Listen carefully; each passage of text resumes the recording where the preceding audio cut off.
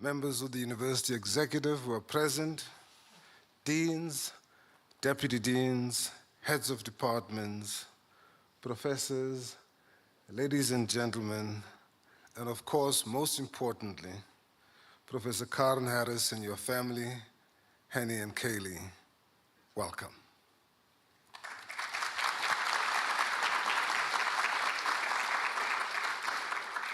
For those of you fortunate enough not to know me, my name is Edwin Smith, and I am variously a colleague, a student, and sometimes, only sometimes, a friend to Professor Harris. And I have today the distinct honor and privilege to be your program director. Just to give you a bit of context, last year in July, and I confirmed this with my boss, last year in July, Dr. Heather Tainsma summoned myself and Danolien van der Berg to a coffee at Pure Cafe. Now you all know the saying, there's no free lunch, right? And when we got there, she literally enjoined us to what was going to become, and should have been, the greatest secret venture ever undertaken at the University of Pretoria, which was today the celebration of a farewell for Professor Harris. Now, when Heather asked me to join this conspiracy, I was very pleased, partly because not only was it for me a wonderful way to honor my dear professor, but also because previously I'd watched Heather do her magic. She had organized a farewell for Professor Maxi Skuman and for our former dean, Vasu Reddy. And for me, those were events of stellar standard.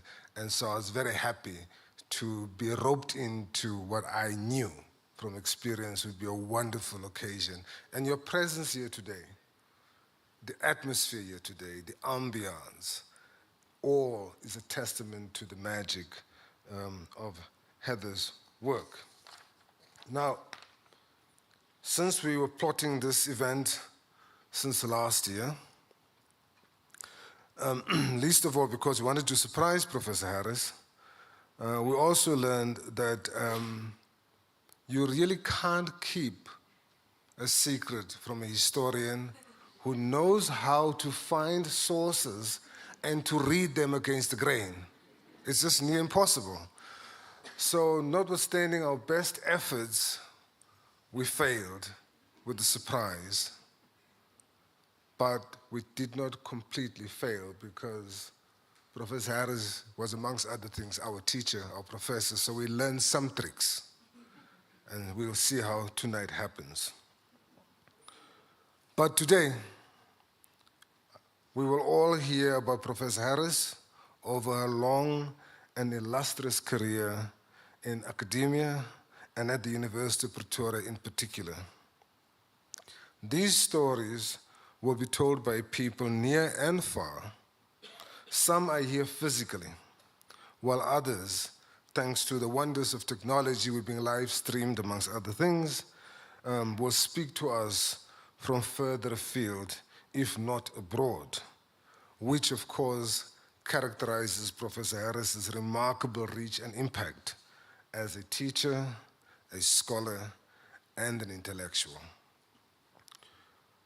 To start us off, as university affairs demand, we will be formally welcomed by the Dean of our faculty, Professor Kevin Thomas, who will lay the groundwork and set the tone for all that will happen this evening. Professor Thomas.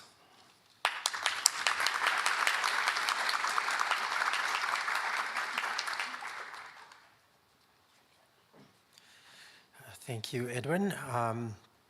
Thank you all for being here. Friends, colleagues, family members, friends. It is a pleasure for me to be here.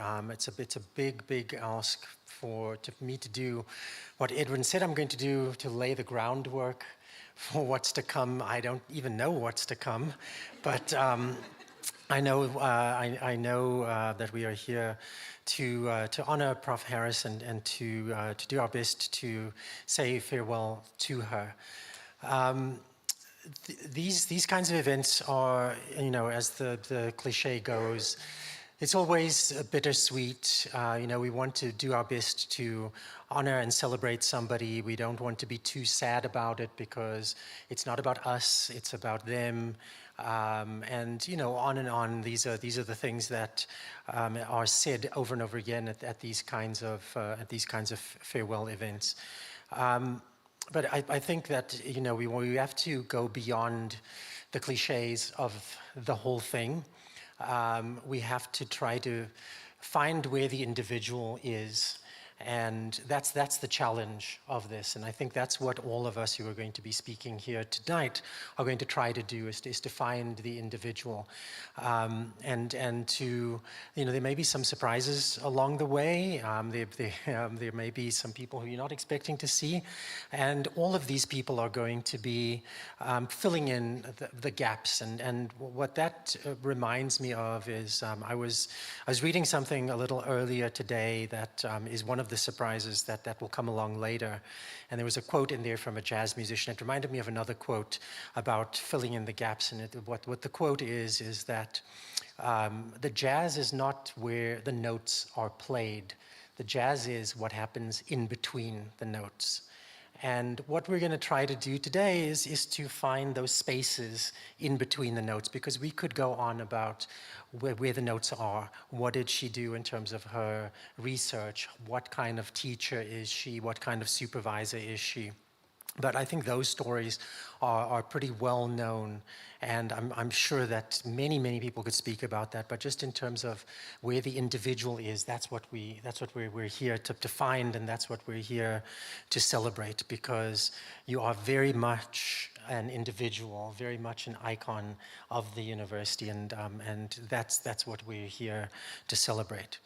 So I have been here for now 7 months, and Prof. Harris was one of the first people that I met on campus, and hers was one of the first departments that I visited as I was doing my rounds of visiting departments. And it didn't take me long to realize why she made such an impression on people. And the impression is not because she's such a quiet person with very few things to say. You always have to drag words out of her. No, not at all. It's because she really deeply cares about people. She cares about the people that she teaches, the people that she supervises, the people that she does research with, the people that work with her at every level.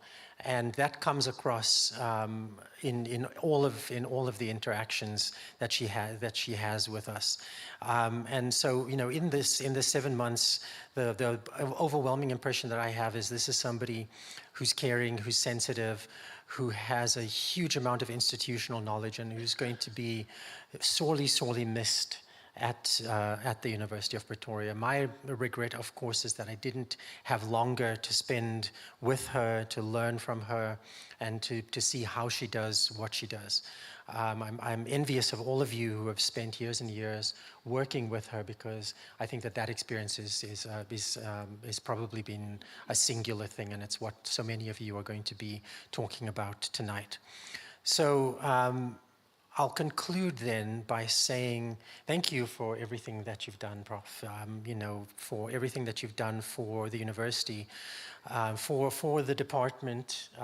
Not an easy job to wed together history and heritage studies. Not an easy job to keep the peace, to keep everybody happy, to make sure that marriage works. But you've not only done that and kept a lid on things, but you've taken the department from strength to strength. And it's a testament to your character, to the strength of will that you have, to your intellectual capabilities.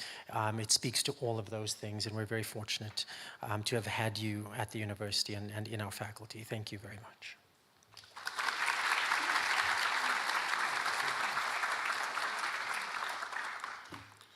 Colleagues, Prof. Thomas is going to leave us because he has another emergency to attend to, but before he does, he has a wonderful gift that he is to hand over to Prof. Harris.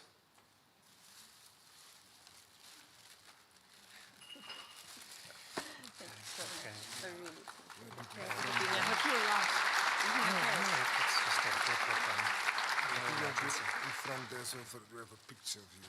Sorry.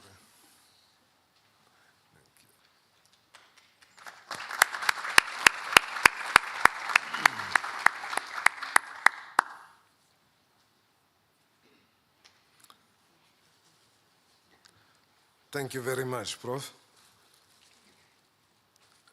Now, I have yet another distinct pleasure to present my prof, Professor Charles van Onselen, who, upon instruction by Prof. Harris, of course, I had to go and attend his class. And I had the pleasure of being tutored by him and Prof. Berg, which was a very rare combination and a wonderful experience. So thank you for that instruction. Prof. van Onselen. Prof. van Onselen needs no introduction, good people. He's probably the only A-rated historian in this country, and if you haven't read what he's written, you are missing out on some remarkable writing. Prof, can you please come and say a word?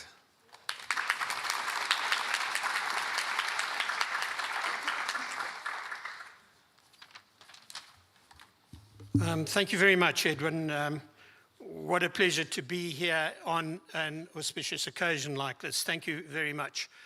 I suppose the first observation that I would make is that I love the sense of humor that universities have. Here's a room filled with old crusties who basically are specialists in looking backwards, and we're meeting in future Africa.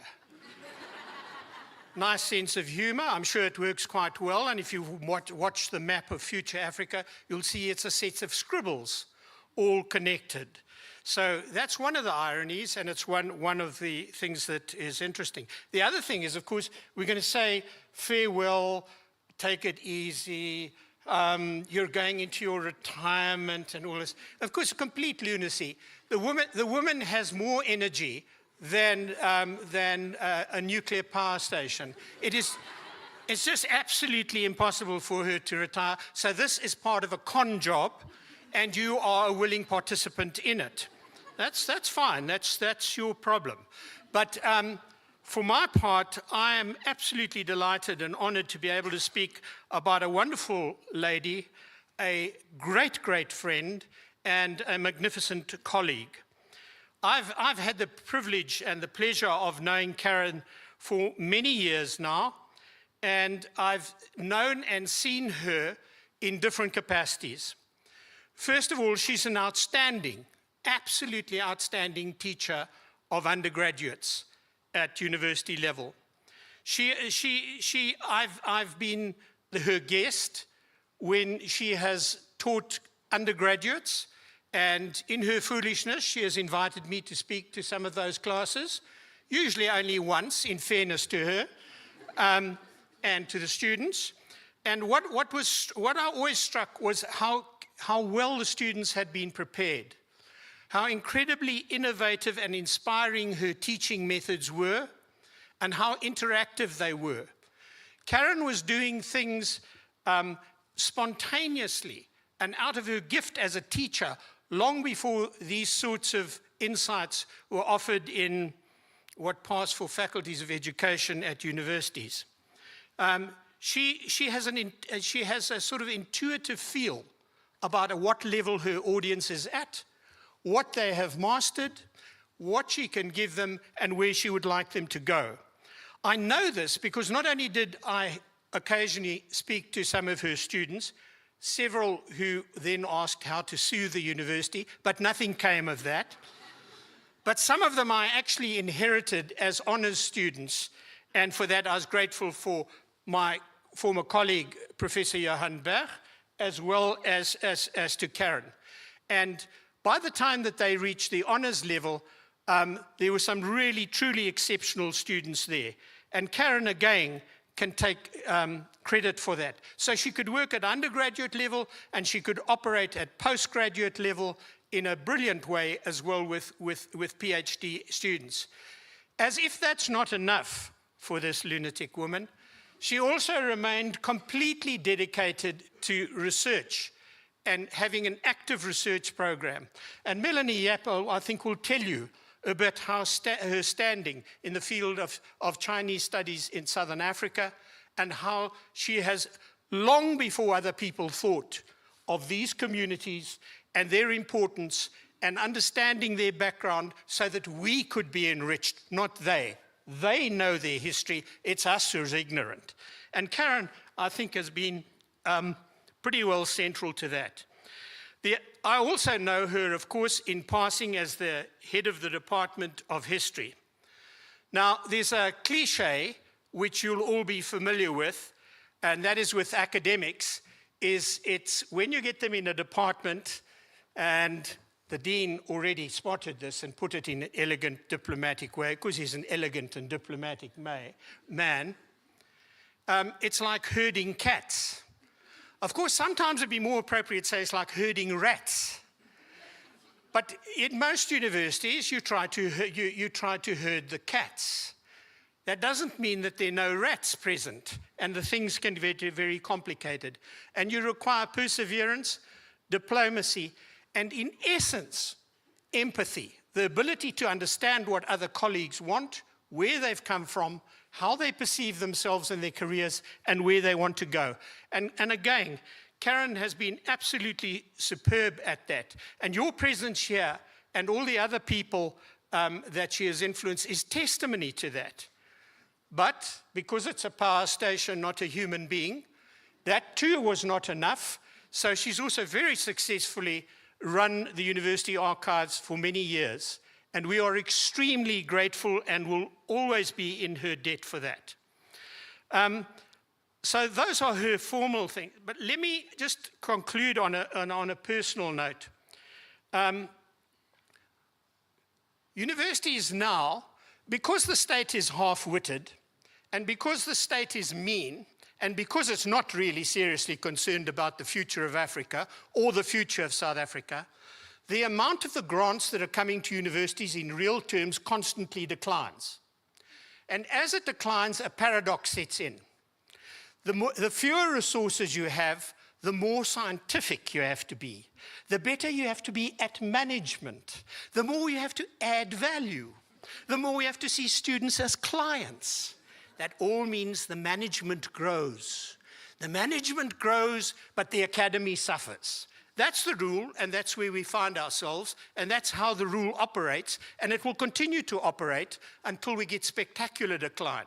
At the moment, we're in managed decline, but spectacular decline will come. Give it time. Don't be impatient.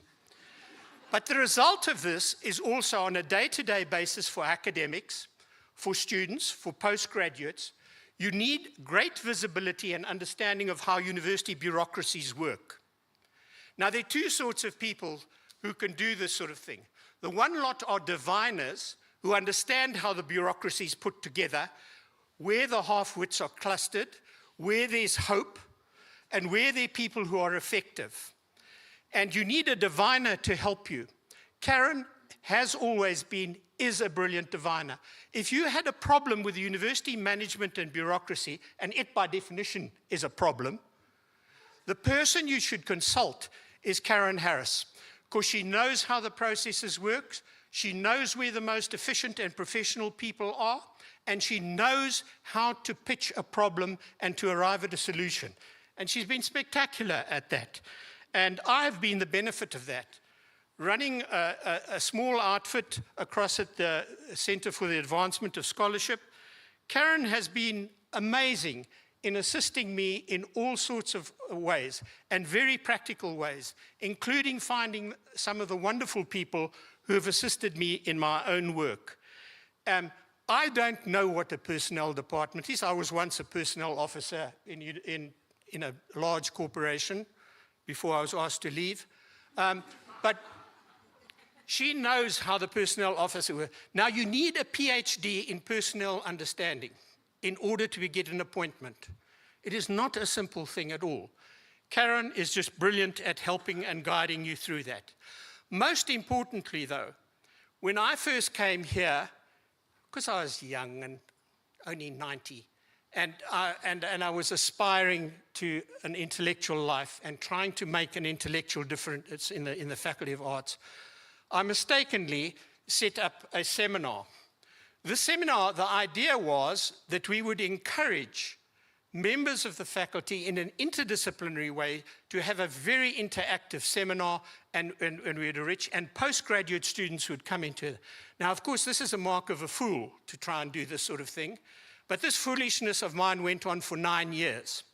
I eventually understood in the 10th year that there isn't sufficient intellectual gravity in the Faculty of Humanities to sustain an interdisciplinary seminar. But in the interim 9 years, every month, we'd organize a paper, we'd organize a speaker, and she, bless her, would organize for members of staff and students to attend. How she did that without a cattle prod, I will never know. But some did come, but the important thing was to understand that it wasn't intellectually viable. I'm sure today is completely different, because we've got a modern management, we're adding value, and we've got clients who are seeking the future. So things will be much better now, and I'm sure there's a vibrant interdisciplinary seminar in the Faculty of Humanities, or it's imminent. Because the other thing about South Africa, it's filled with potential. Absolutely full of potential. You'll never get enough potential. So that's all I can say about a great friend, a wonderful colleague, an inspired teacher, a great researcher who I have benefited personally from, and above all, the quality that I admire and love most about Karen is her love of ideas. Love of ideas is absolutely central to the intellectual project of a functioning university. And there are many, many pockets on this campus now which have been genuinely transformed. Transformation, of course, is a thing which South Africans, because they are not gifted, can only think of in binary terms. So when you talk about transformation, they see transformation and it translates in their tiny minds as race. And of course, the real transformations that you need in universities are intellectual transformations. How do I get a mix of stimulating ideas, people with different views, ideologies from different backgrounds, and enrich the intellectual project? And I think that's also one of the things that Karen has been successful at in the Department of History, in our attempt to run a proper seminar. So Karen, you have my great admiration, and thank you for the confidence trick of pretending that you're going to retire. Thank you.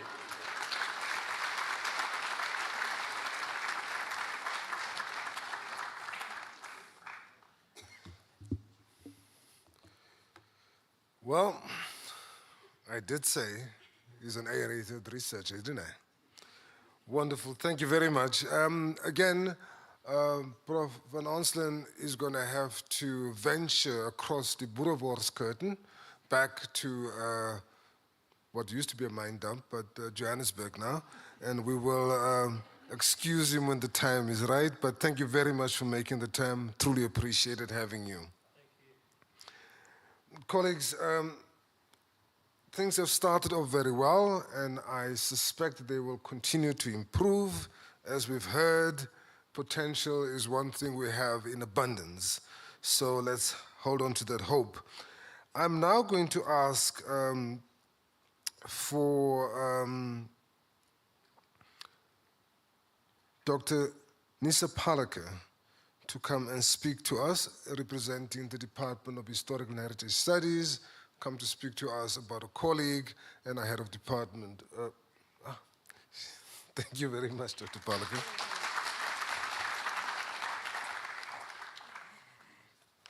Thank you, Edwin, and thank you. It's a privilege, and Charles has been much more articulate than I could ever be. it's been a challenge trying to formulate my thoughts about Karen Harris, with whom I've worked now for the past 12 years.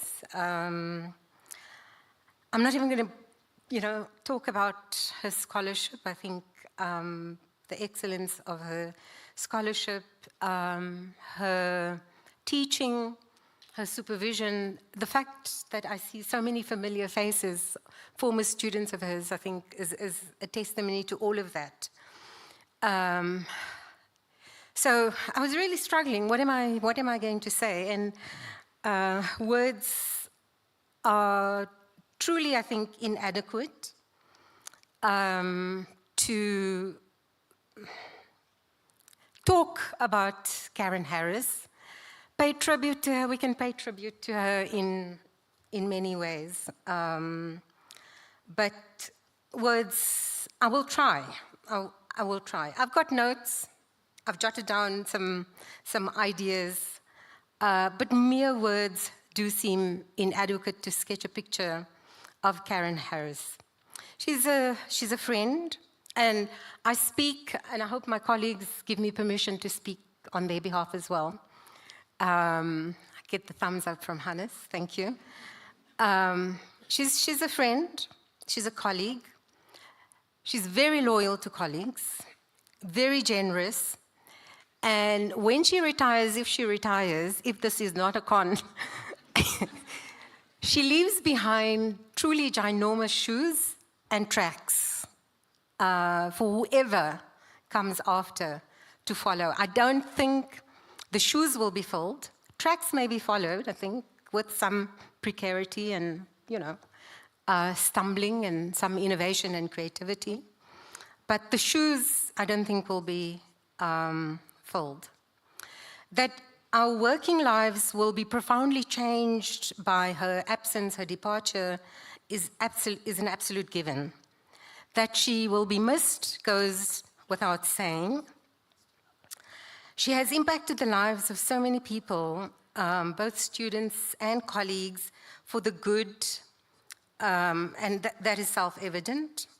Her integrity, her dedication, and really the tsunami of words, I think the Dean alluded to that, the tsunami of words, the rapid strides down the corridor, hair flying, the boundless energy that Charles referred to, and of course, the bottomless generosity are among the many characteristics that I have come to appreciate, respect, and value in Karen. There are, of course, many, many other virtues I can list, and most people here will probably identify with and agree with one or more or most. But what I come back to with Karen is always the profoundly human in her, which I think has been a constant inspiration, well, to me certainly, but I think to many others. It's been a source of comfort.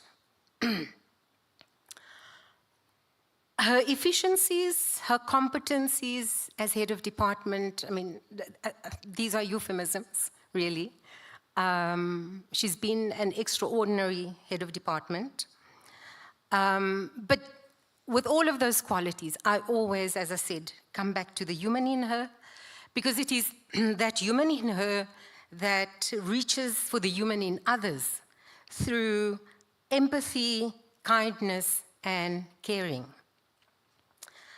I will miss a friend in the department, so thank you, Karen, for a glorious, 12 years since I joined. It's been an adventure as well as a joy, as well as we've had we've had sessions where we've had to kind of de-stress each other. And that's been part of this adventure. So all I want to say is that I hope this is a con. And unfortunately, the dean's left already, so it falls on deaf ears. But I hope this is a con, and that we, as a department, don't really get the opportunity to miss you too much. Thank you, my friend. Thank you so much.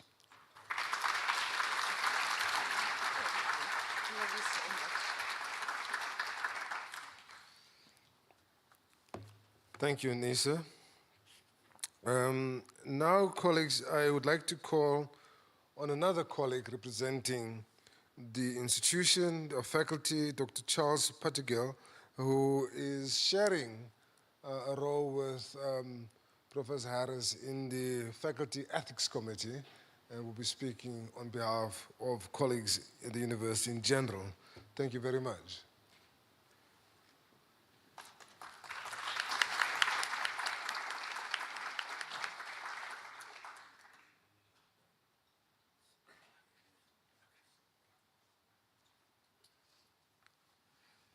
Colleagues, I've been fortunate to know Karen for almost 2 decades, barring 1 year.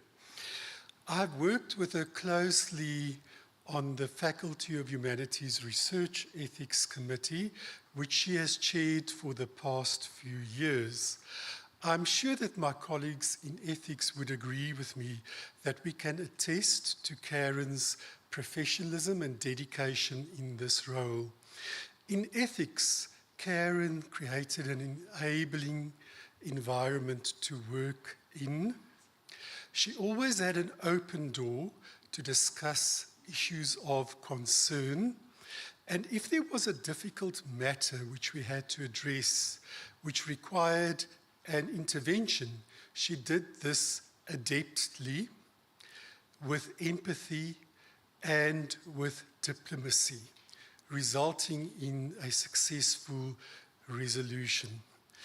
To illustrate Karen's humanity in her personal style, at the end of each year, at the last meeting, she would give each one of us a handcrafted gift with a personalized note, thanking each one of us for our participation during the year. Reflecting on my engagement with Karen, I really stand in awe at her principledness, her integrity, and her forthrightness. With Karen, you have a straight speaker. You know where you stand with her, and you know what her position is.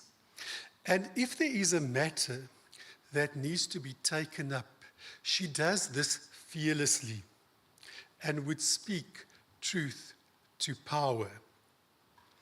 I also had the opportunity of observing Karen in another context, and that is as coordinator of the BA group, when Karen engaged with prospective students during the open day or with new students during orientation, introducing the disciplines housed in the Department of History and Heritage Studies. With regard to heritage studies and tourism, the development of this discipline in the department created opportunities for career paths for students within the humanities in a growing segment of the economy in the country, and I think that is something that should be commended. With regard to history, what became apparent to me is Karen's passion for this discipline and her enthusiasm. And she would masterly set out to prospective students how history articulates with all other disciplines within the social sciences and humanities. And in this regard, she would argue that reading history provides you not only breadth, but provides you with depth and contributes towards understanding the human condition and the social context, enabling engaged citizenship. Furthermore, I am really in awe at Karen's work ethic. And here I always told her I do not know how you manage being a head of department, director of the archives, chairing the ethics committee, which requires a lot of work for the chair, and in addition to this, teaching large numbers of students and supervising many students as well, whilst also still doing your own research and getting it published. Karen, you are a real role model here. And I'm not even talking about your academic citizenship, which there's many other engagements also in the Association of History, and one can go on and on with regard to that. Thinking about you, Karen, in the context of the BA students, I also have to say that you've always put your money where your mouth is. And that is being prepared to teach that large cohort of first-year history students across two campuses. I think Charles really captured it when he says, you are a nuclear power reactor, because you encourage students so much. You draw them into creative projects. I think of, for instance, What's in the Box, introducing the archives, or encouraging the students to develop an award-winning knowledge game of the university. Karen, I think you are one of a kind, and you leave a large void by departing. But knowing you so well, I have no doubt that you have nurtured other people, many others who will take up all these roles you did, not one person, and that they will not disappoint you. So I would like to thank you for your contribution to this university and hope that we will continue to have an association and be able to draw on your sage advice. And I would like to end by singing a Celtic blessing. May the road rise to meet you. May the wind be always at your back. May the sun shine bright upon your face. The rain fall softly on your fields. And until we meet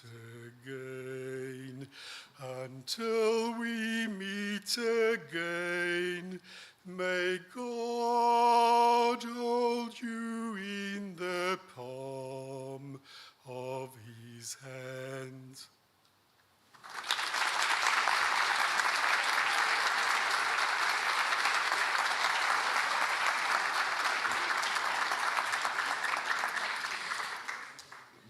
Thank you very much, Charles. Wonderful. Yeah, we will find the silences between the notes, won't we? Won't we? Colleagues, you might be aware that a number of the university executives are not around, and some couldn't be here. Those who couldn't be here, in particular, the registrar sent a message that I'd like to share with you. She's in Australia right now, and because of the ridiculous time difference between ourselves and over there, we can't even have her attend and participate using technology. But she says this: Dear Karen, I am so dreadfully sorry I could not join you for this special occasion. However, here's just a short message for you. It is rare that one finds a person whose superior intellect and wit is matched by their compassion, empathy, and genuine care for those around them. You are truly unique and an inspiration to those whose lives you have touched. Your ability to find new and exciting ways to share your knowledge and skills with others creates an energy and an enthusiasm that inspires others not only to do their best, but to exceed all expectations. Your colleagues and your students will be poorer for your retirement. Your absence will be felt across the institution. Certainly, I shall miss our regular chats that range far beyond the archives to which you gave your time and energy without any formal position or payment. I personally deeply appreciate the commitment and dedication you have brought to all you have done at UP, and I trust you will have a long, happy, healthy, and productive retirement. Much love, Carol Nicholson. I think we all relate to our dear registrar's words, and not to be outdone, of course.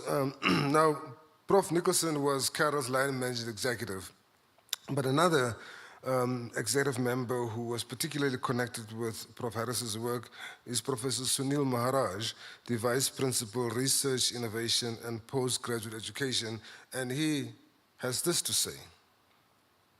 Today, we bid farewell to an extraordinary scholar and leader, Professor Karen Harris, as she retires from her role as head of the Department of Historical and Heritage Studies.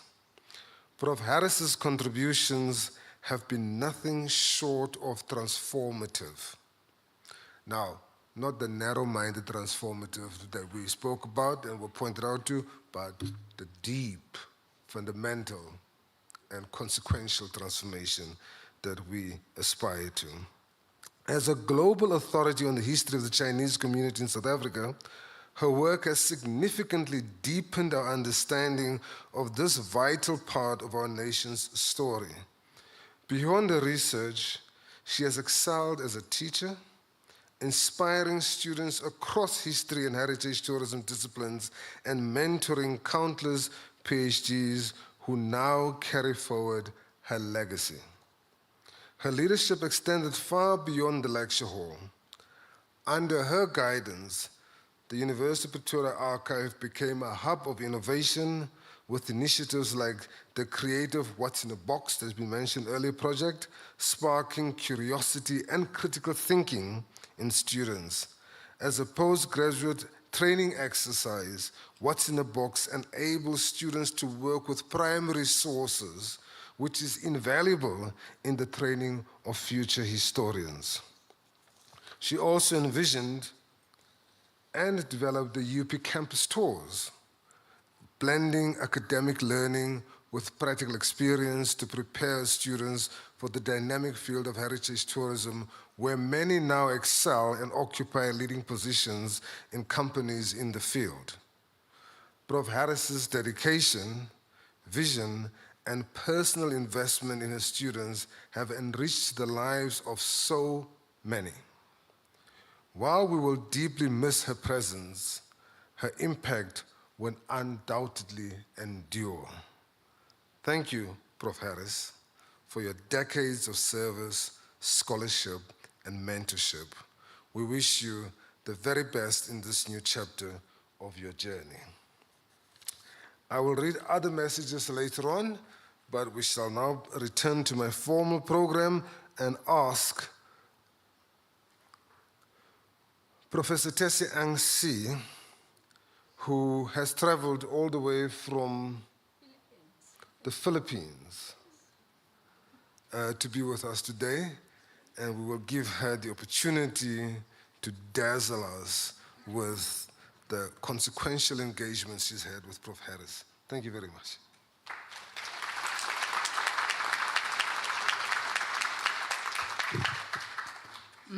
Thank you very much. I'm privileged to have known Karen for almost 30 years, 28 to be exact. And of course, to be invited to be part of this very memorable event. Although honestly, I agree that she's really too young to retire. And I'm sure I echo everyone's thinking that she will continue to be the multitasker that she is, continue to be busy and productive. Karen and I were among the founders of ISCO, the International Society for the Study of Chinese Overseas. You see her name as number 1 there because Africa, she represents Africa. The other names are the representatives of the other regions. So we founded ISCO in 1992, 28 years ago, in University of Berkeley in San Francisco, California. Together, Wang Gengwu was our president. I served as the vice president, and Professor Wang Lingzi was the secretary at that time.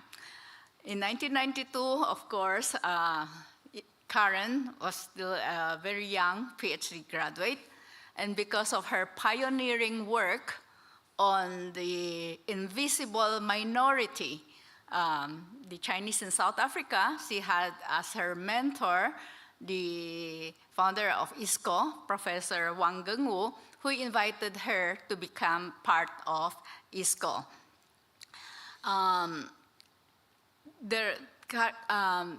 Actually, her daughter, Kaylin, was known as the ISCO baby.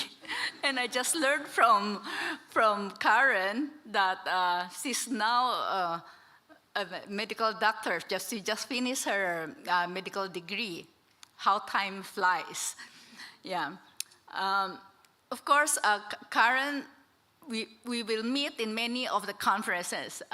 One of them was in Manila, the previous one in 1998 when we hosted the international conference. Yeah, that one, you see her in the middle, still very young at that time.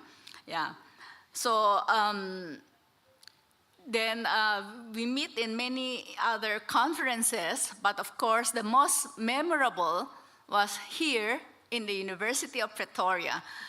That's 2006, see? That's why I traveled 32 hours to be part of this event. It's past midnight in our part of the world, but I'm really privileged to be here. But before I proceed, let me read brief greetings of Dr. Wang Gengwu, our founding president. Please convey my warm regards and congratulations to Karen. She has been a wonderful friend and supporter of ISCO, and I'm sure my colleagues will join me in wishing her the very best in the decades to come.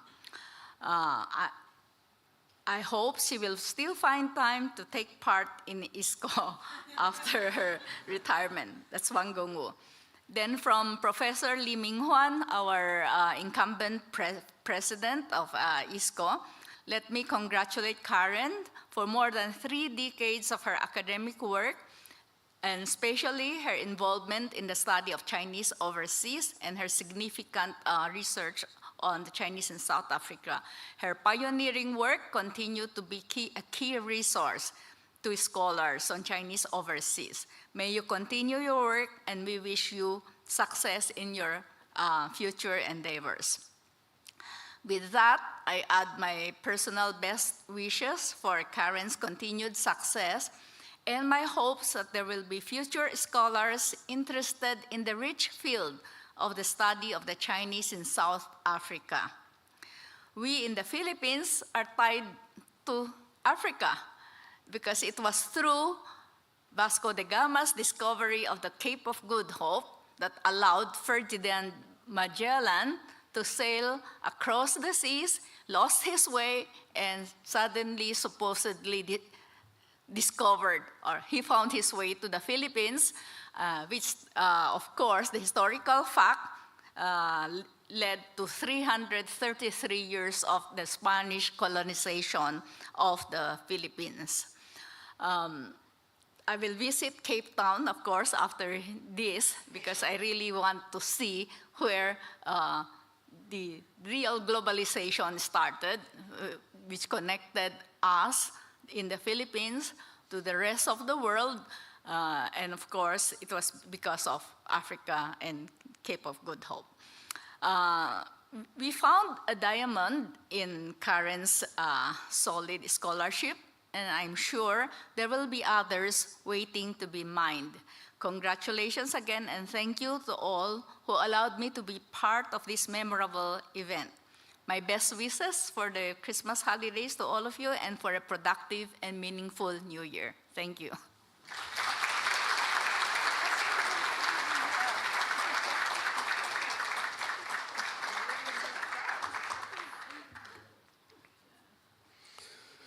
Thank you very much. Just to pull it all together for us, we are now going to ask Ms. Melanie Yap, who from the South Africa Chinese Association, to say a few words in the same vein. Thank you very much.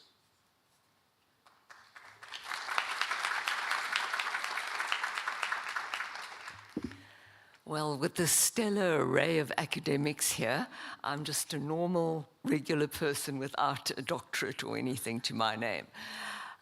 Karen has played a very significant part in the story of the Chinese in South Africa, although being blonde and not quite blue-eyed, but she took an interest in what it meant to be Chinese. And I think what I am here for today is to tell you that we also met at the time of the ISCO conference in 1992. So 30-odd years ago, our association goes back. And at that time, I was involved with a colleague in researching the history of the Chinese. So we, in fact, were involved on sort of twin paths. And along the way, with her academic record and everything, Karen was able to sort of do an awful lot of research which would never have been done, and has contributed immensely to the story of the Chinese becoming known throughout South Africa and, in fact, internationally. Why I wanted to mention the ISCO conference that Teresita Angsi talked about is that that was an opportunity for the whole world to discuss the Chinese. And even though the Chinese are the most populous group on the planet, somehow or other, they've always been marginalized in the West. And in South Africa, they represented at the time, well, in the early 1980s, 0.04% of the population. So in number terms, the Chinese were totally insignificant and regarded as irrelevant. And because of dedicated scholars such as Karen, the story of the Chinese became much better known. And more than reading about the Chinese, studying the Chinese, telling their story, Karen, in fact, played an active role in changing part of the story of the Chinese in this country. When we had the 1994 elections, everyone suddenly thought South Africa was going to become this wonderful rainbow nation, and everyone was suddenly going to be equal. Yes, we had a universal franchise for everyone, and the Chinese also voted for the very first time in 1994. But the Chinese found themselves on the wrong side of history, in the sense that BEE was implemented to, black economic empowerment, to right the wrongs of the past. And for the Chinese, we found ourselves on the wrong side of this, because while apartheid and race discrimination operated, the Chinese weren't white enough. After South Africa became free and open to all, the Chinese weren't black enough. And we found that we got the short end of the stick both times.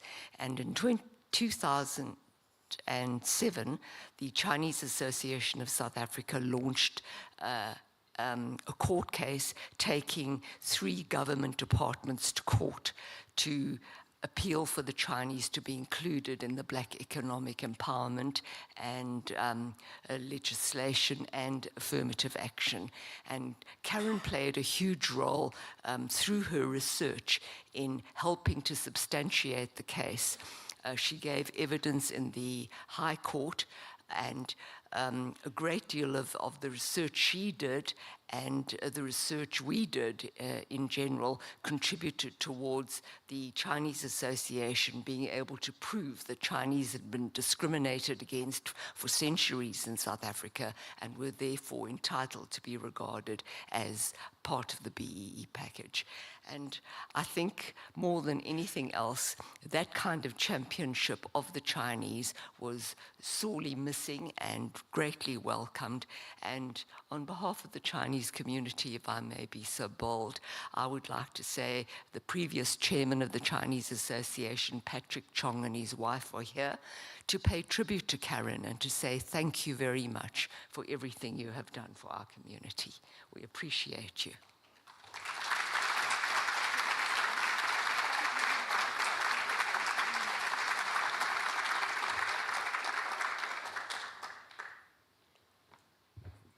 Thank you very much. Just to round off that theme, we do have a message from Daryl Akoni, who is a South African Chinese and a wonderful author. And he couldn't be here today, however, he did send through a message. And the message reads as follows. The mother of the great Chinese-American author Maxine Hong Kingston was a medical doctor. In her student years in China, her roommates called her Lady Scholar, and there are few names more apt for Karen Harris. Lady Scholar, he says.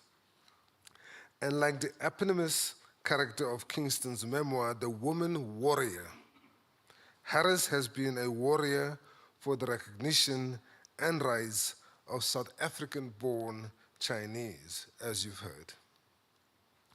A chronicler of their history, an activist for their identity, and an expert witness of injustices and indignities perpetrated against them, Karen has been a champion and a friend. In retirement, she must remember always that she is respected and revered as the lady warrior scholar who helped an entire community to avoid invisibility and life as a ghost people. Thank you, Karen, Darren says.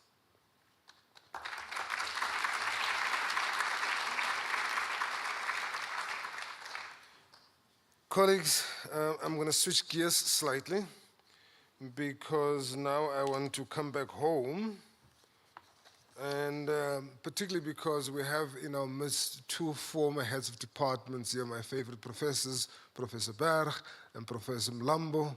Lovely to see you, predecessors, of course, to Professor Harris as head of department.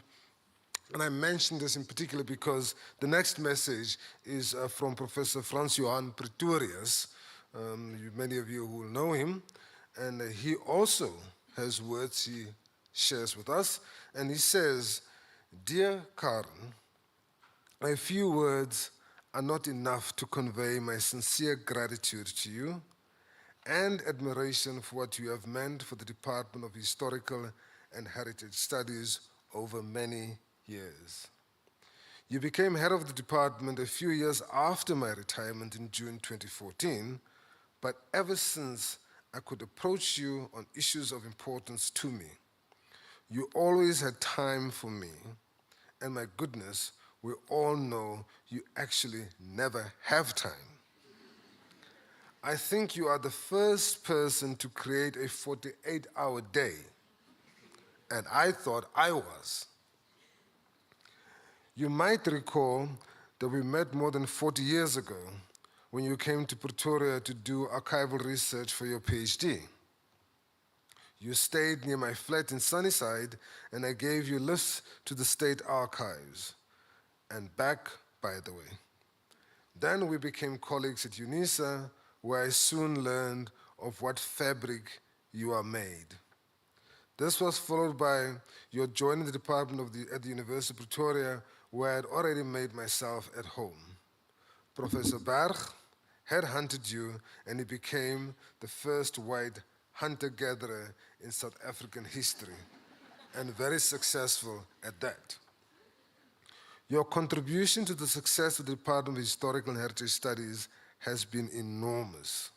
Yes, what a wonderful asset you've been to the department, the faculty, and the university. I cannot say enjoy your retirement because you will never retire. I salute a wonderful colleague. God bless you.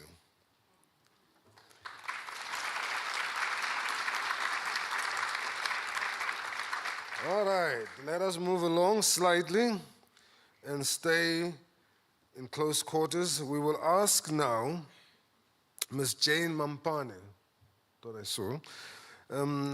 Ms. Jane works in the Dean's office as an executive assistant and is a former tutor in the Department of Historical and Heritage Studies, and she here speaks on behalf of the administrative staff in the faculty. Ms. Jane, please.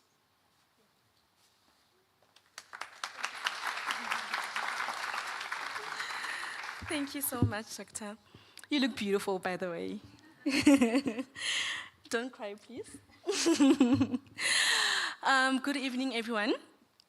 So, Prof, when Heather sent me a message on, I think last Thursday night, asking me if I'm keen to say a few words at your farewell, I paused a bit. I'm not sure if she's here. Heather, I intentionally didn't respond to you that night because I was thinking of a very good answer to give you. My intention was to say no, but then I thought, okay, firstly, Heather is a very good friend and colleague of mine, so I cannot say no to her. Secondly, I cannot say no because Prof. Harris will probably race to my office the next day and saying "Zokushaya wena" because he said no, and that's I'll slap you very hard in the Zulu language. So I couldn't risk that. I couldn't risk that. But jokes aside, it's an honor to be here tonight. It's an honor to be asked to say, a few words on your behalf, to celebrate your life, to celebrate your achievements. But I think the previous scholars and more to come will talk more about your achievements. I want to stick to the individual person that you are, as the Dean said. I think to me and to many admin support staff in the room, you touched a lot of lives. So I just want to, don't cry. I just want to speak to that. Prof. Harris doesn't know this, but back in the day when I was doing my undergraduate and honors degree with the Department of Historical and Heritage Studies, we used to call her the tough mother. And that was not a good thing, actually. It was not a good thing because whenever you would race down the passageway and would hear your footsteps, would be like, here she comes, tough mother. Look busy. We were tutors by then and also third-year students, most of us. But we gave you that name because you are a tough cookie to crack. Yet you are a loving mother, and you were a loving mother to all of us as students. And some of the students would then call her Superwoman, of which I still refer to you as that today. Superwoman particularly because if you see Karen Harris walk by, she's always holding something, a bunch of books or exam pads or exam questions or answer sheets. And while she's holding that, she's still holding the world. She's still talking to you. She's still fixing issues, putting out fires, doing a million things at once. Hence, she is a superwoman, always was and always is. And I think that name stuck with me because you always pop up everywhere. A meeting with the dean, you are there. A meeting with the VC or the executive, she's there. You know, a student gathering somewhere at the corner by the student center, you are there. You always pop up everywhere. And that is because you care about your students that much. She does. Prof. Harris have never done anything or gotten involved in anything that is not to the betterment of her students. Whenever you see her fighting or complaining or pushing something, it is because of her students. And it is for that love and that courage and that push and that motherly love that we're going to miss so much from the department. So I was asked actually to come speak on behalf of the admin support staff of the university. But before I do, I just want to touch on the relationship that we had. So as I said, I did my undergrad with the history department, and I went on to major in history. And another tough cookie is here, my former supervisor, and that was when actually we started having this close relationship, right? I grew fonder of you, and we started working very closely together. And it was, I remember, 2016, 2017, where I learned a lot from you, particularly from the professional side of things. And that's when I acquired my professional skills and my soft skills, watching you do the things that you are good at doing. I'm saying this because many people today tend to ask me how, excuse my French, but how the heck did I manage to work with the likes of Professor Maxi Skuman from the Political Science Department? How did I manage to work with the likes of Professor Vasu Reddy, who was the former dean, who are tough cookies to crack, always racing to do something, you know, always on point, always working on big projects. And I managed to work so well with him. Whenever I would think of that answer, in my mind, you always pop up. It is because I learned those skills from you. I learned how to think on my feet, how to stay on my toes, how to have a plan A, B, C, D, E, F, G, Z. You know, how to always be efficient and excel in whatever I do. Doesn't matter how small this task is. That is why today I am the best at what I do as an executive management assistant of the dean and as a postgraduate student. It's because I learned all of that from you. Hence, I manage under pressure. It doesn't matter who I'm working with. I come with a smile. I do what I do because of this woman. But with that said, on behalf of the admin staff, we just want to say thank you so much for everything you've done for us. Thank you for the love. Thank you for treating us as a family. It's very rare for someone of her stature to treat the admin staff as part of the university. You never made us feel as if we just, you know, administrators, so to say. You made us feel that we matter. You made us feel that we are appreciated. I'm sure we have so many admin staff here. Vicky, I saw you. Bonga, admin, student admin, staff members. I'm sure you are all testament to this. Simkita, Toto, you are a testament to this, that whenever Prof. Harris comes into our office, she's always bearing gifts. It doesn't matter when, what occasion, even if there's no occasion, you always come bearing gifts. If it's a pot plant, or it's a sunflower because it's your birthday, or it's just a card, or just, you know, some gift, just to show appreciation. Just to touch on that, there was a very personal experience that happened between you and I. that I want to share just to show how humane you are and how loving you are. There was a day where you came racing into my office, as you always do, and shouting Zokshaya. I don't know why you want to hit me always. But I could see you coming into my office, and you were so livid about something. You were so angry, and you were just ready to kill someone.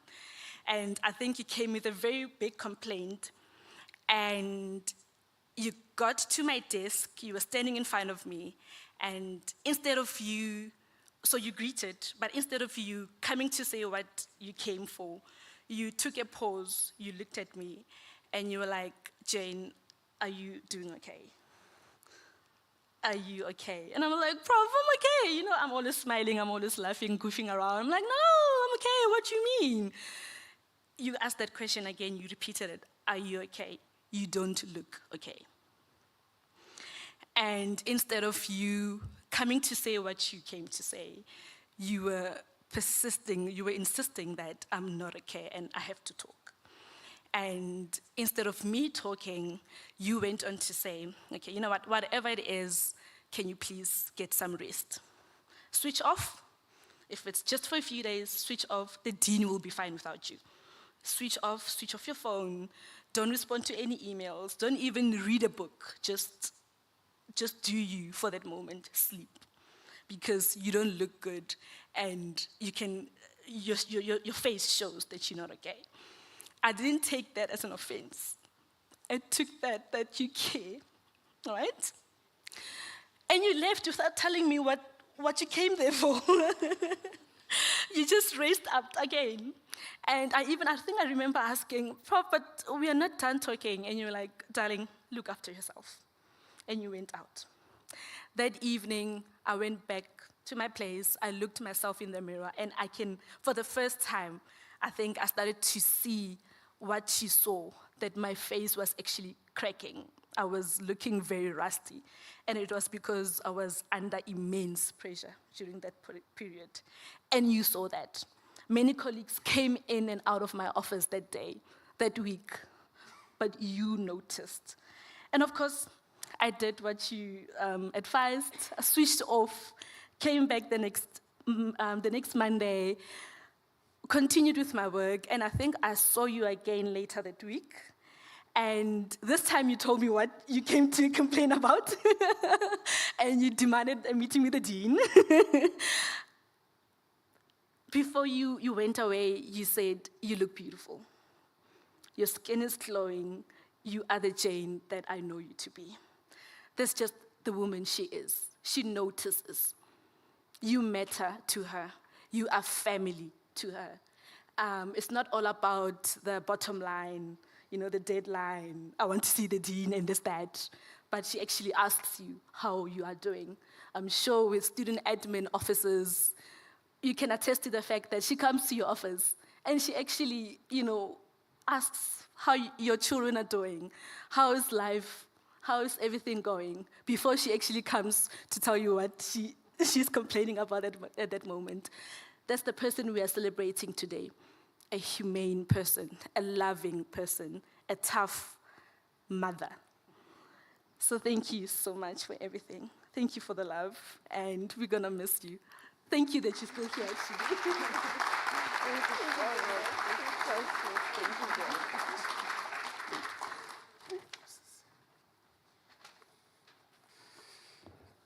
Well, to round this off, colleagues, I'm going to read two messages. One is from Vern Harris. Many of you would know Vern as he's now the executive consultant at the Nelson Mandela Foundation, where for a while he was the acting CEO and the head of the archives. Vern says, amongst other things, "Hi, Karen, my friend and comrade in struggles for justice in archive. Sorry I could not be with you on your special day. From a distance, I will be celebrating your stellar career with a jug of beer in my hand. You've done yourself proud, and we thank the gods for you. That's Vern Harris. And to conclude here, this section, another scholar, historian, Alex Mouton, who I think wrote the history of the department amongst many of his publications, says, "Dear Karen, sadly I am unable to attend your farewell function. Thank you for your friendship and support for many years, but especially for the example you have set with your integrity, decency, and dedication to our beloved subject. You're a hero," says Mouton. Thank you very much. That concludes the messages from far, from those who could not be here today.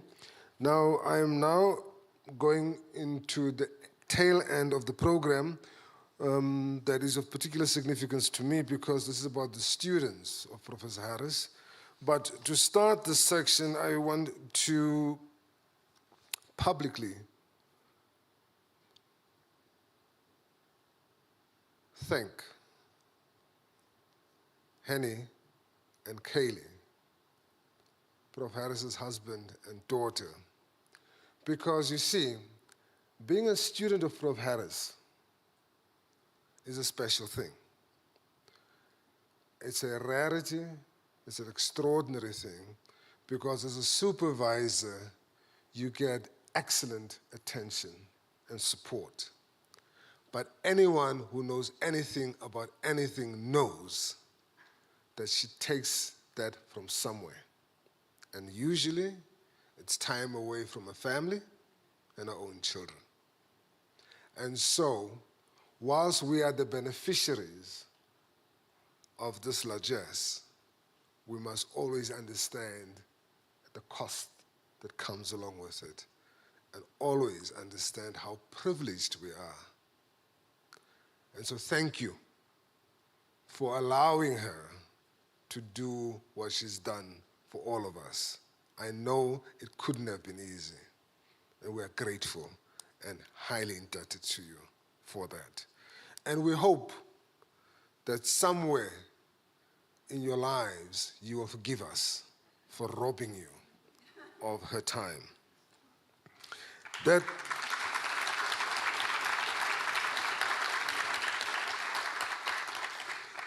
That, of course, then allows me to ask one of her postgraduate students, Dr. Bruce Berry, to come and say a few words on behalf of all those who had the privilege of wearing the red gown under tutelage.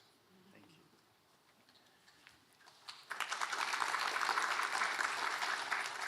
He is perpetuating the myth to say a few words.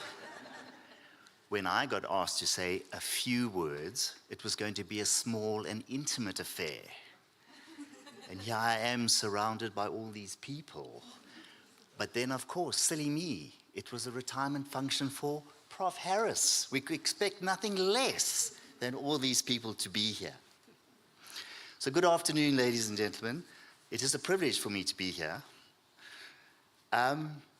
because Prof. Harris always talks about your thesis journey.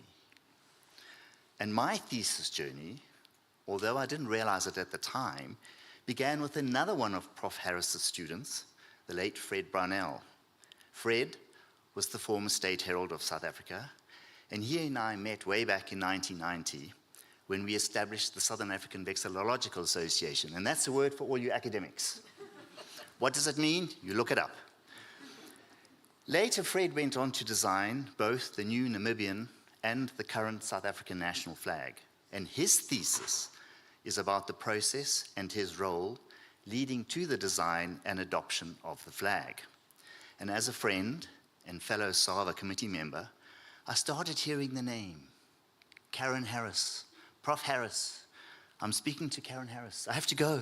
I'm meeting my supervisor, Prof. Harris. And so this name kept popping up more and more frequently. And as Fred started writing his thesis, and he became the smart one, I asked him to review a paper that I had prepared for a conference that I was attending, although I'm not an academic. And true to his word, Fred cast an eye over it for me. And a few days later, he phoned me and he said, Bruce, I think this has potential. And I said, what? Potential for what? He said, for a PhD. Cough, cough, splutter, splutter. After I'd recovered from the initial shock, Fred said he would arrange a meeting between me and his supervisor, the indomitable Professor Harris, after I got back. True to his word, he did. And so began my thesis journey. I'm not sure if Prof realized what she was letting herself in for when she agreed to take me on, a somewhat mature student who hadn't been involved with academia for over 25 years. However, it is a testament to Professor Harris's fortitude, guidance, support, and encouragement that I did manage to complete my thesis in 2021. And as was mentioned earlier by Prof. Van Olsen, and as I can attest, she is an excellent supervisor. And for those of us who have traveled along this path, we know all too well, one gets distracted, we lose motivation, not to mention, in my case anyway, you keep going down many proverbial rabbit holes. Prof would patiently say, I told you to tape the title of your thesis to the top of your computer, so whatever you're writing, it must refer back to that. Don't forget it. Yes, Prof. Wise words indeed, as I headed off down another rabbit hole. It was, as she says, and constantly reminded me, a journey. And as one can say, without a shadow of a doubt, I wouldn't have completed it so quickly and with relative ease when I compare to some of the other horror stories I've heard from PhD students without Prof. Harris's constant encouragement, guidance, and support. She was very constructive with her feedback, always ready for the odd argument, and which sometimes ended up being a debate, but not without many, many laughs. And as we discussed, she kept asking to write down what was so special about this topic that I was keep banging on about. Write it down, she said, just what you've said to me. And so I did. And then, of course, suddenly there was too much, far too much. And being an academic, don't worry, said Prof. You've done the research, so make it a topic for a journal article. And one doesn't just say yes to Prof. Harris. She doesn't forget. Has anybody mentioned about her memory? So the next time you see her, her first question will be, where's my article? And so I did. I wrote a paper, and then another one, and then another one. And so it goes on. And I know from Fred and from many others, what others have said this evening, that my experience was not unique. Prof. Harris is known for her passion, for her energy, the nuclear power station we've heard tonight, her determination and commitment to all of her students. And I know I speak for them all when I say thank you. Thank you for your support. Thank you for bearing with us. Thank you for believing in us. And for most of all, in my case at least, thank you for making it happen. It has indeed been a privilege to have you, to have undertaken my thesis journey with you. And to continue with that analogy, after many years at UP, Prof's life journey now continues on a new path. I know you have a number of projects that you will be keeping you busy. Sorry, going to keep busy. Good luck with these. Pursue your passions. But most of all, enjoy your retirement, whatever that might be. Hamagashli and tot ziens. Thank you.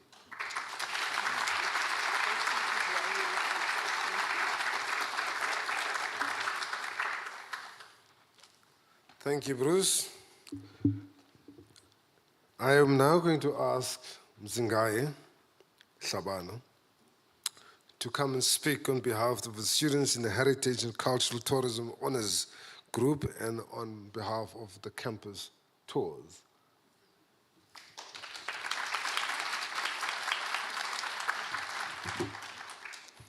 Oh, sorry. Sorry, I'm tall. All right. Yo, Prof. Wow.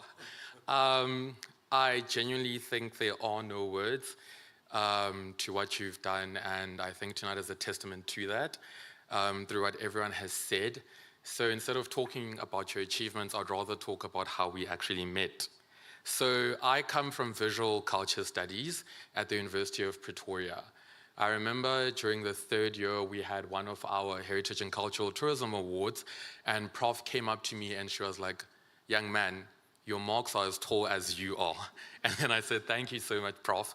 And then she was like, "I hope to see you in honors." "No, I expect to see you in our honors program." And I was like, "I'll definitely mull it over." And lo and behold, here I am now. Prof. Harris, you are amazing. You are a light, you're a beacon, you are everything. I will never forget our first ever class we had this year for EFK 752. It was 5 hours long. We were sat the entire time. Prof kept moving up and down. Not once did she take a water break. Not once did she go to the bathroom. She kept on going.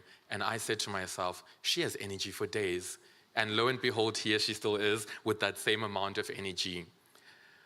What I have learned from you this year is quite a bit, but I'll never forget the first thing you ever told me when I came into your office crying tears of joy to say, "I want to be like you one day." And then she was like, "Sweetheart, you don't have to be me. You are more than enough." And that has really stuck with me for this entire year. And from everything I've learned from you this year at Campus Tours, it still carries over and it carries on right now, because every single time I take someone on a tour who has the honor of knowing you, they ask me, "You're one of Prof. Harris's babies, aren't you?" And I go, "Yes, I am." And that's still standing, and it's actually a wonderful thing to see so many faces in here who are my mentors because they were taught by you as well. And a lot of you in this space continue to inspire me, continue to inspire a lot of our Campus Tours students as well, because we all learn from her. And it's a wonderful thing to learn from the best, not a best, but the best. And that is truly who you are, Prof. And I could go on and on and on, but I just want to say thank you so much for all the opportunities you've given me this year. I often have a problem of acknowledging myself, and Prof always says, "Do not sell yourself short." In every single opportunity you have, talk about yourself. You never know who is listening. And I think that's always something I've carried with me, and it's come to fruition right now, and it's still coming to fruition. And even when I did my first tour, one of my first tours, I remember seeing her hiding in a bush, holding her phone, taking a photo of us, because a lot of us can actually attest to that. You will find her hiding somewhere watching, because she's always watching you. And that'll always be one of my favorite interactions with you, Prof. And like everyone else has said before, it's kind of like, you know she's coming the moment you hear those heels clacking across the 18th floor. Prof. Harris is afoot. And I could go on, but also I'd just like to reiterate something that fellow Campus Tour students we sent to you earlier this year. History has Marie Curie, Charlotte Maxeke, Ruth Bader Ginsburg, and Serena Williams, to name a few. But how lucky are we to say we know the Karen Lee Harris of UP? So I'm not saying goodbye, but instead, I hope to see you around, hopefully still in a bush, taking photos of future Campus Tours students. What a phenomenon you are. What a gem you are. What a heart you have. Thank you so much.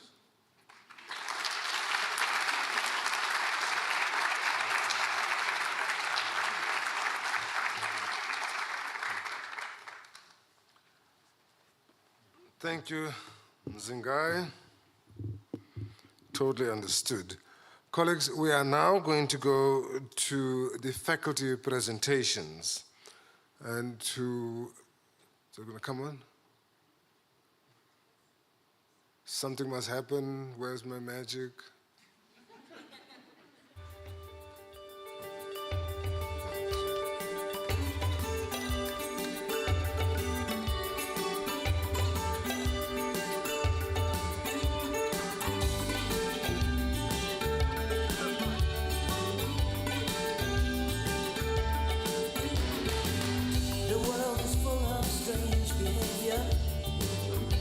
man has to be his own savior. I know I can make it on my own if I try, but I'm searching for a great heart to stand me by underneath the African sky. A great heart to stand me by. I'm searching for the spirit of the great heart to hold and keep me by. I'm searching for the spirit of the great heart under African skies. Sometimes I feel that you really know me. Sometimes there's so much you can show me.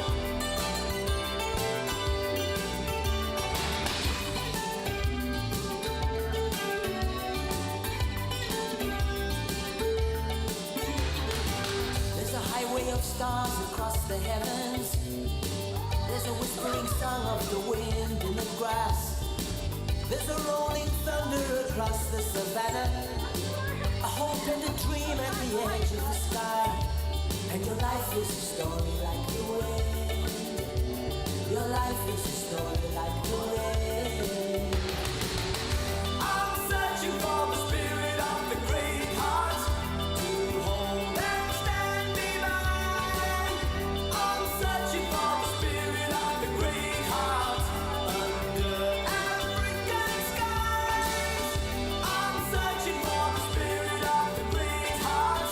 I see the fire in your eyes. I'm searching for the spirit of the great heart that beats my name inside. Sometimes I feel that you really know me. Sometimes there's so much you can show me.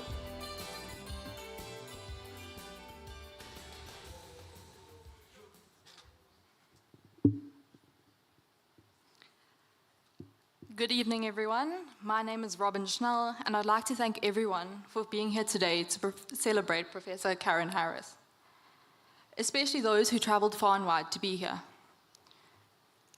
I had the very special honor of editing and managing this Festschrift in honor of Prof. Harris.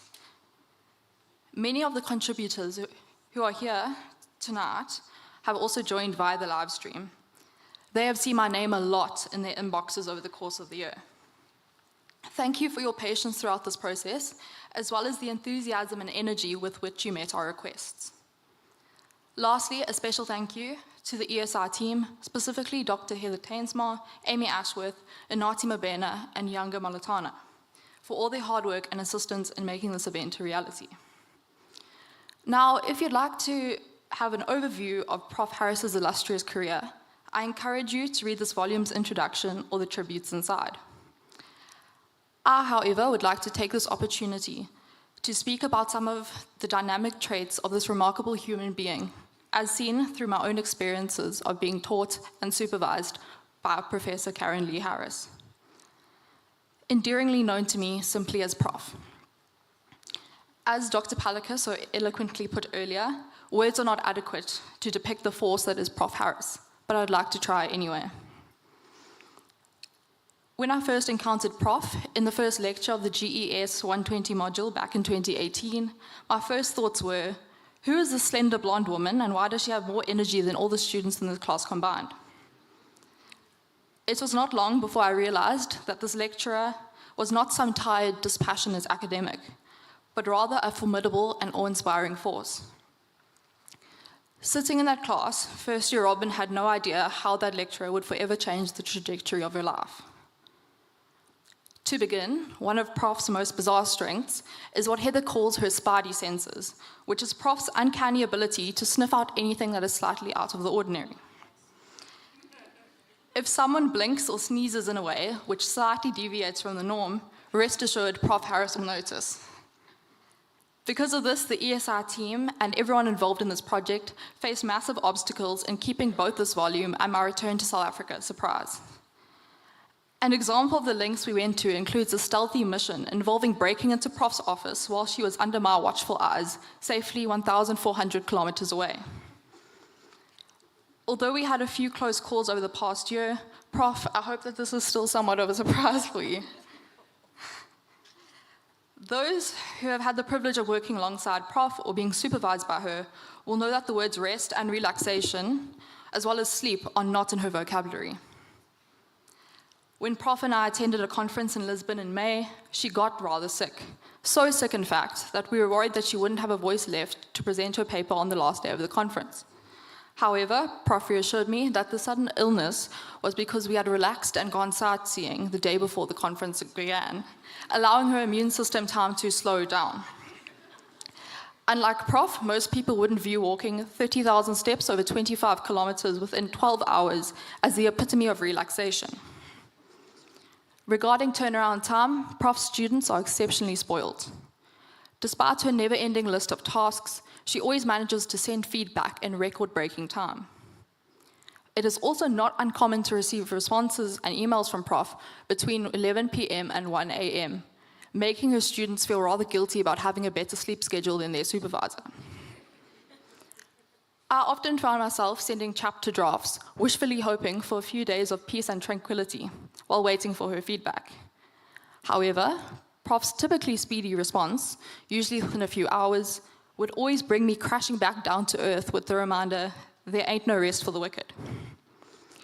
Regarding her fortitude, Prof never fails to retain her energy and motivate her students to continue.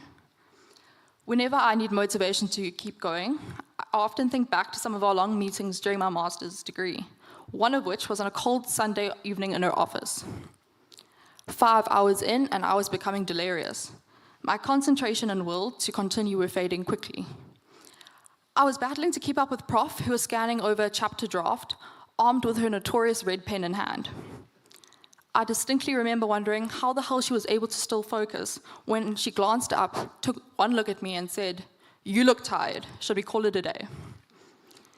Even though this is unlikely, Prof, I hope that in this next chapter, you are able to prioritize your rest, both physically and mentally. Another of Prof's remarkable qualities is that she always takes an interest in her students and her colleagues beyond their research, and always makes time to check in regarding their well-being, safety, and happiness.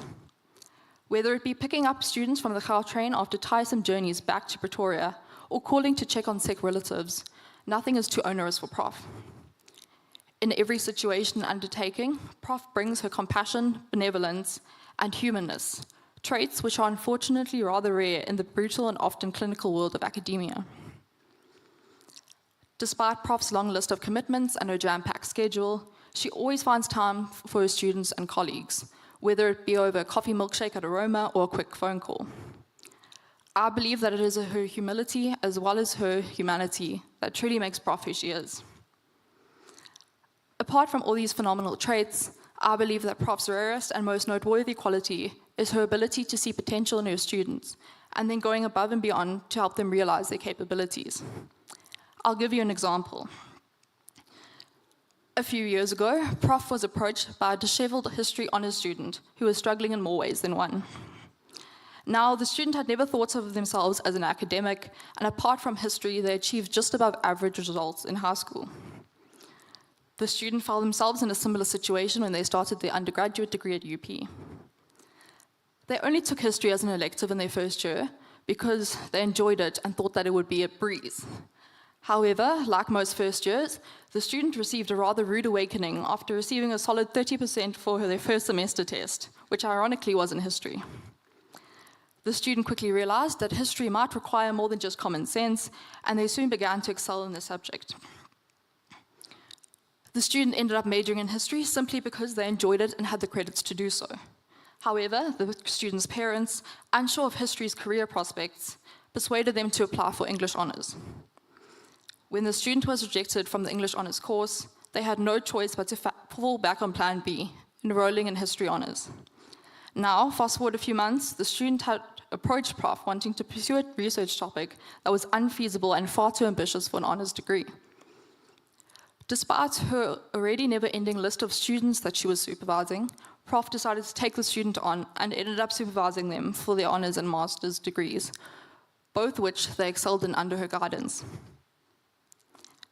When the time came for the student to embark on a PhD, something they had never imagined they would do, Prof turned to them and asked, "What about Cambridge?"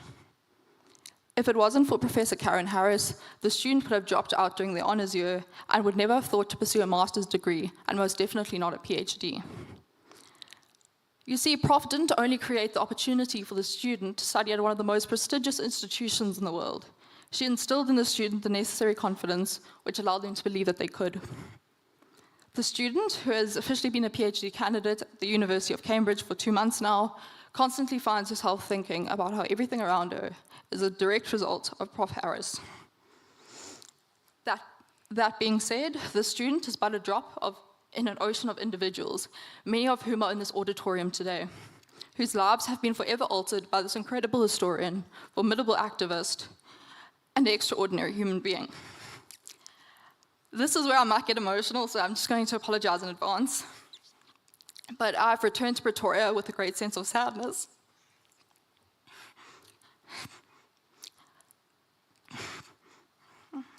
Although I've been looking forward to this event and surprising Prof, it is also something that I've been dreading since February.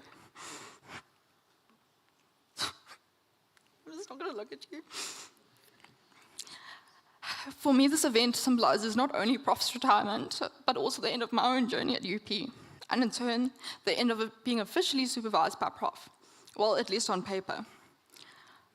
Prof, not only has it been an honor to edit this volume, but having you as my supervisor has been one of the greatest privileges of my life.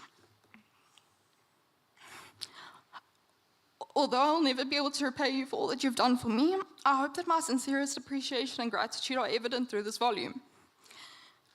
Although your monumental academic achievements are an important part of your legacy, I would argue that there is another equally important aspect, if not more so. This is the many students and individuals that you have molded into not only historians and academics of an exceptionally high caliber, but also those who have simply become better human beings because of you. I am beyond proud to have been a student of yours, and in turn, a part of your tangible legacy. You are not only my mentor, but also my hero, and I would not be where or who I am today without you. Thank you.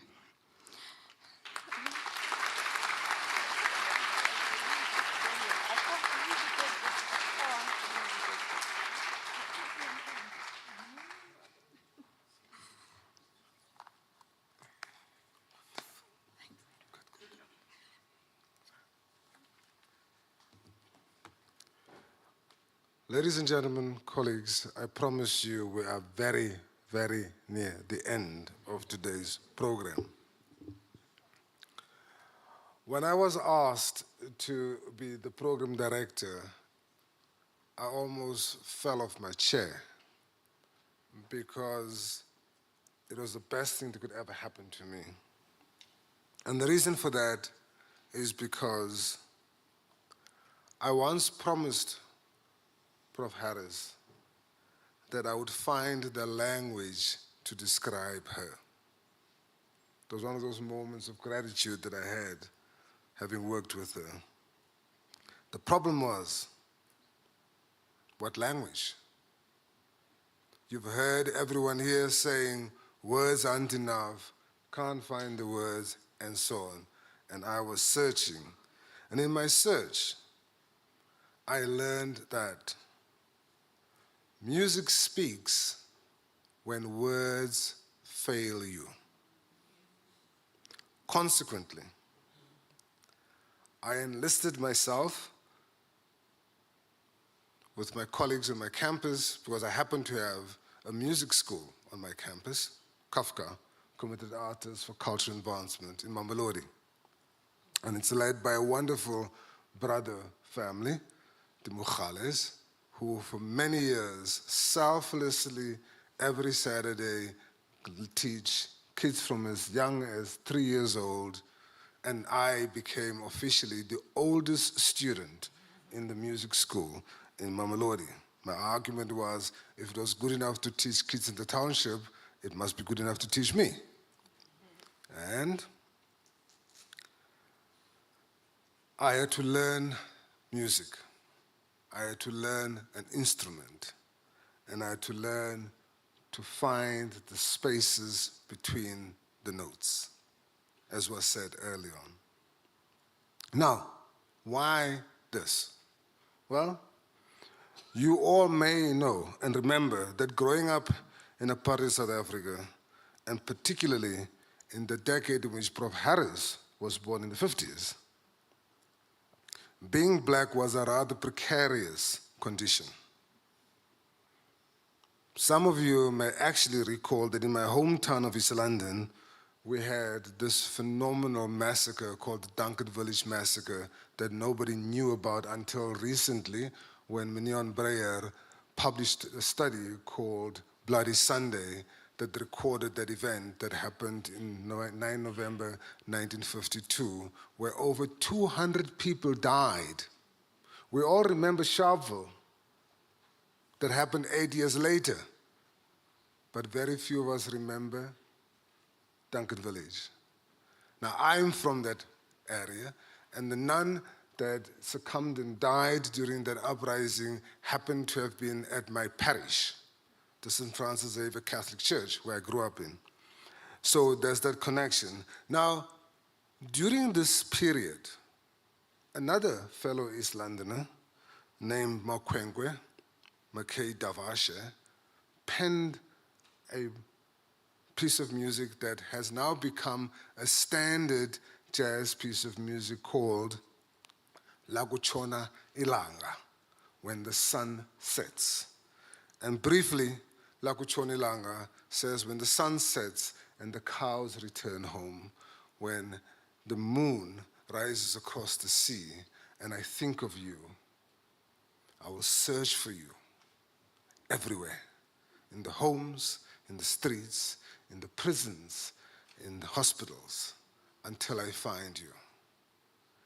This was the time of great contestation and violence and all sorts of trauma in our communities, and this song was birthed. This song is 70 years old this year, because it was first recorded in 1954 by none other than Miriam Makeba.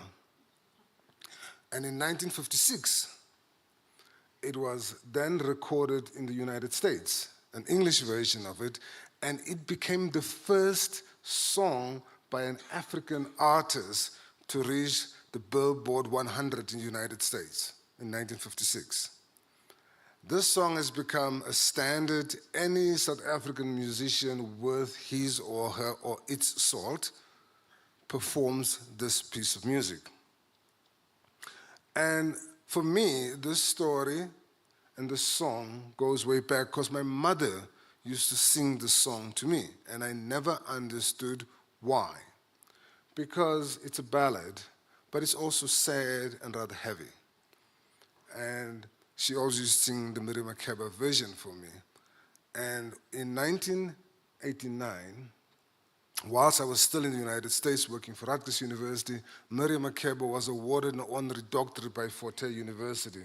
And I had been working with Fortea Rhodes and the University of Port Elizabeth at the time, so I got invited to this occasion where Miriam Makeba received the honorary doctorate. And I, because it was Miriam Makeba, took my mother with me to the event, and we were invited to the private dinner hosted by the Vice Chancellor in his house for Miriam Makeba. And lo and behold, after dinner, the South African songbird extemporaneously broke into song, singing Lakuchona Ilanga. Before I knew it, my mom gripped my hand and squeezed it tight, and tears of joy were flowing down her cheeks. And she said to me, "Our songbird is singing our song, my promise to you." So, in thinking, how do you honor a remarkable woman? How do you thank an extraordinary person? How do you show a deep appreciation? Words can't do it. A lot has been said, a lot of truths have been spoken here today, and they're all true. I know them back to front.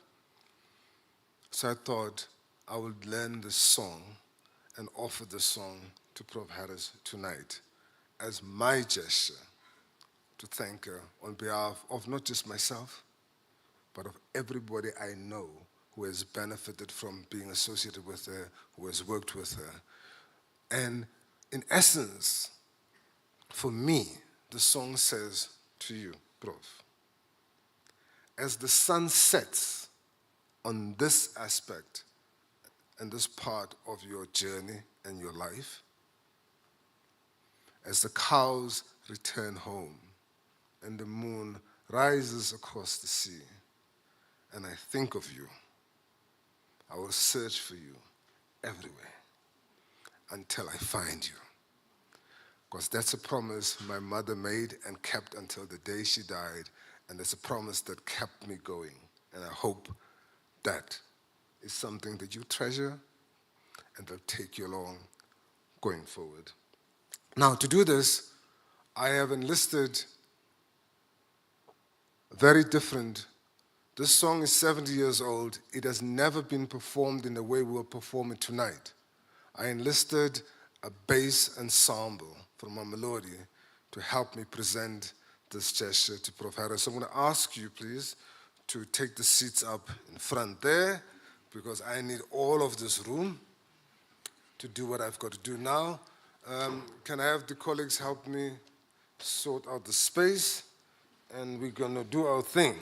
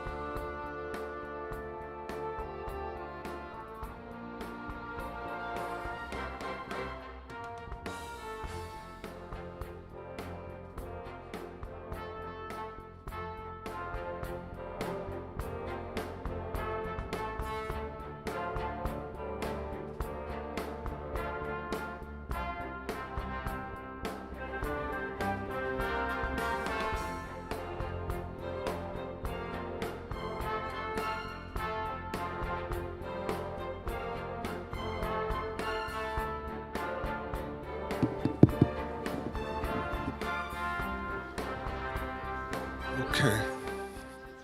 Thank you. We will now dub this ensemble the UP Mamelodi Bass Ensemble, led by none other than Maestro Mugase. I'm going to have to remember. But Jesse is my teacher and the head of the music school in Mamelodi. And next to Jesse is Sibongile Buddha, a graduate of the music school and now a teacher in the music school and also my teacher. And she's accompanied by her younger brother, Pete Buddha, who's also graduate of the school and also my teacher. And I have the wonderful honor of playing with a fellow student, Kanyisile Skosana, who's also helping us. And you'll see that Kanyisile and I are reading from the score because we are the students in this outfit. Ladies and gentlemen, this is the music school. We will play an excerpt of Laguchone Langa. If you want to hear the full piece, we have our end-of-year function on Saturday at Mamelodi campus, where the entire school will be performing, from kiddies this small playing recorders to people as great as I am playing wonderful stuff, so you're welcome to come and join us then. And now, this is the Kafka Bass Ensemble.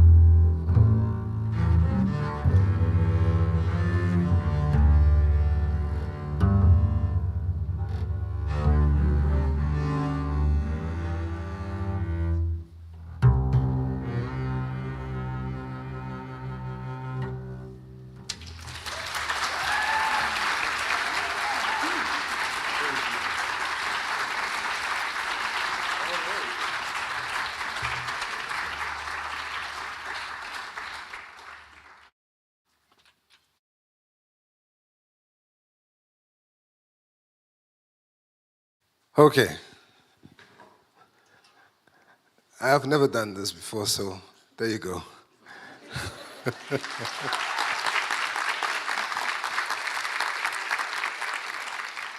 All right, good people. Now, this is the time where Prof. Harris gets a chance to come and respond to all the accusations leveled against her by humanity and all and sundry, and tell us if indeed what we allege is true or not true. And we will have, you have the last word, Prof.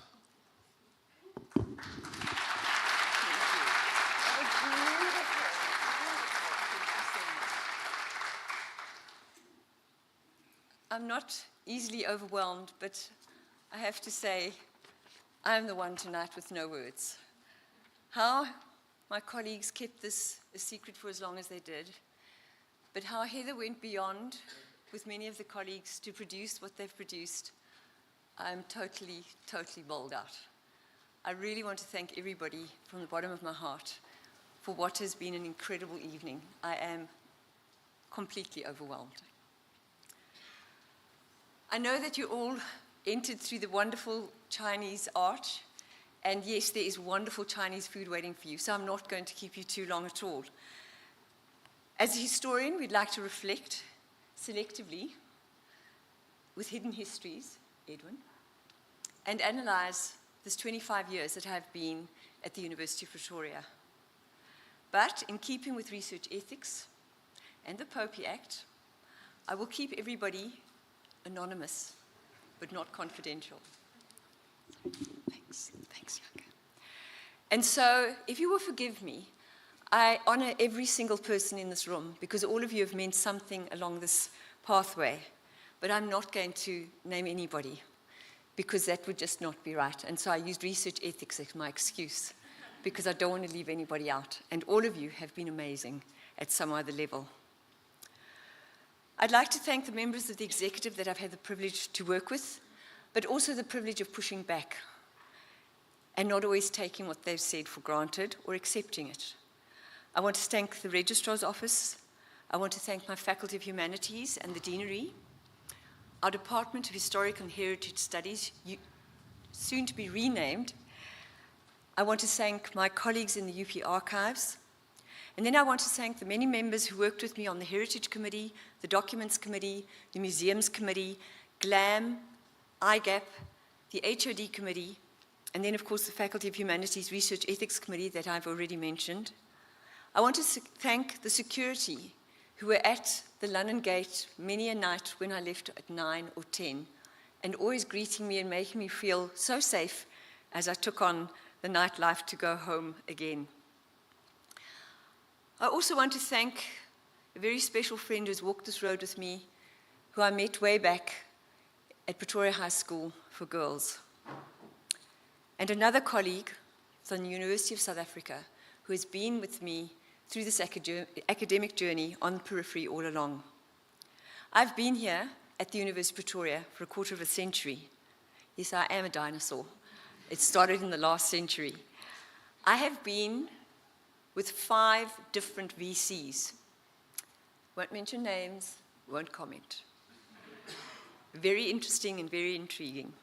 I've also had the privilege of working with 2 registrars, 6 different deans, and 2 very special HODs. The University of Pretoria had offered me an incredible opportunity, and I often feel guilty of having left UNISA and my colleagues there to come to a place that has really transformed and enriched my life at so many levels. I became involved in heritage and cultural tourism, not out of choice. I'm a historian. I don't go on tours.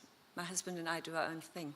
But I was told by a certain HOD, you'll be teaching heritage and cultural tourism. And so we embarked on that journey, and it took me to different parts of our country. It gave me the wonderful opportunity to work with vibrant colleagues going on different National Department of Tourism projects, one of which we've just again landed, and I think it's the 15th one I'll be doing.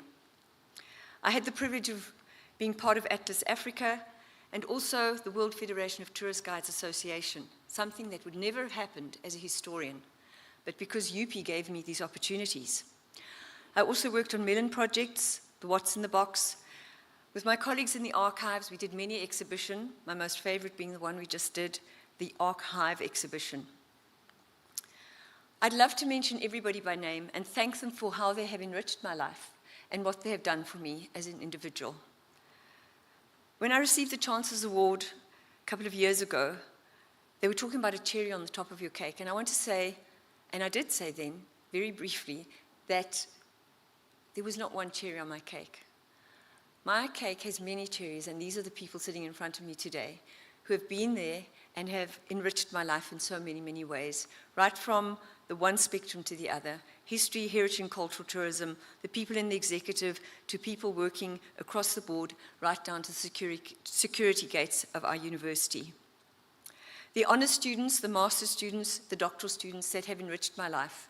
We packed up the theses the other day, and it's a truckload to my husband's despair, but they will go with me, that I can sit and read through these again. It was a wonderful journey to go this route with so many students. The undergrads, of which when I arrived at UP 25 years ago, there were 35. We now are topping 1,200, and it has been a great honor and privilege to be able to teach those students and to be involved in their education and their later, hopefully, love of the discipline. Many people say to me, what are you going to do? And my response should be, never ask a historian about the future. However, I do have plans, and once I am going to leave Pretoria, I believe now I'm staying on for another 6 months, I will be going back to what I regard as the mainstay of this of our society, and that is to education. I hope to found a system, a model called Teach Back. In the next 5 years, more than 50% of the teachers will be retiring in our education system, and we need those people to be pulled back into the system. Many of them have much energy and much wisdom to share, and so I'm hoping to launch that. I will continue with the work that I do in tourism with colleagues, and so I don't think there will be sitting down and crocheting or making cookies. I thought of ending with a cliche, an old Chinese proverb that says the best time to plant a tree was 20 years ago. The second best time is now. And so I'll be planting a tree. I do, however, want to thank 3 people. The first is Heather, who by some magnificent means kept most of this a secret, and that was a formidable task. This was initially supposed to be a book launch for some other book she fabricated, so that I was here on the 10th of December, but that fell through. And so I want to thank you, Heather, from the bottom of my heart for everything that you've done, for bringing these incredible people. When I walked in and I saw people here that I hadn't seen for so long, I couldn't actually believe it. I thought I was dreaming. I thought I was hallucinating. It was just phenomenal. But as I said, everybody in this room has meant something to me at some other level. That is why you're here, and you've really been an incredible part of my life. I would not be the person I am today if it was not for each and every one of you for contributing to who I am. So I thank you, and I thank you from the bottom of my heart. I do also want to thank my wonderful husband for, as some people say, enduring me for so many years. He has been my right hand, he's been my left hand, and he's just been incredible through everything that I've ever done. And so to you, darling, thank you so much for who you are and what you've meant to me.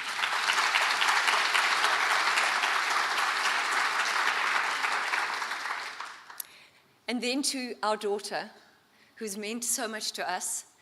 She's now 24, and as she wrote to me in a little letter, which we always did as a little tradition when she finished a certain segment of her life in her educational career, she signed off, "Your very own Dr. Harris." And I'm so proud that she has now completed her medical degree and is going out to become an intern as of next year.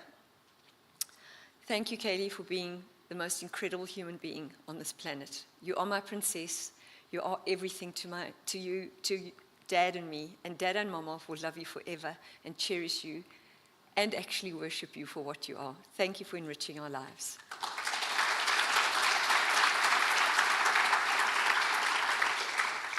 I would also like to thank people who are not here. I know there are people online, and I'd also like to thank my mother, who's not here, but is well, very alive and kicking at 93 years old.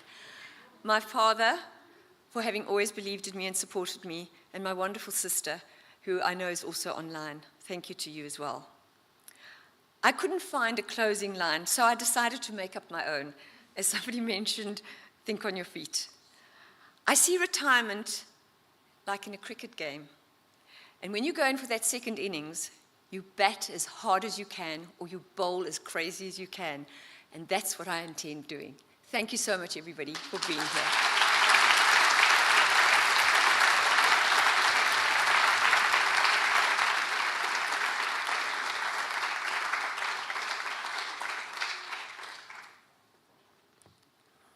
Ladies and gentlemen, I did promise this will end.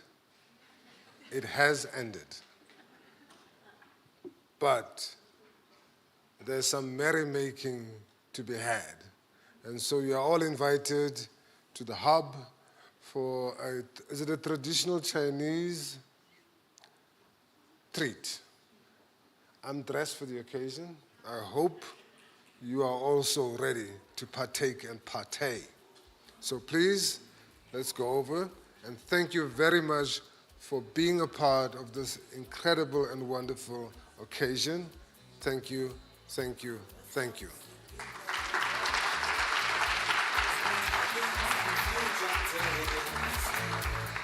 Red eyes and weary brows, seek refuge in the night. They are the scatterings of Africa, each a rooted one. They're on the road to Bellamanda, where the world began. I love the scatterings of Africa.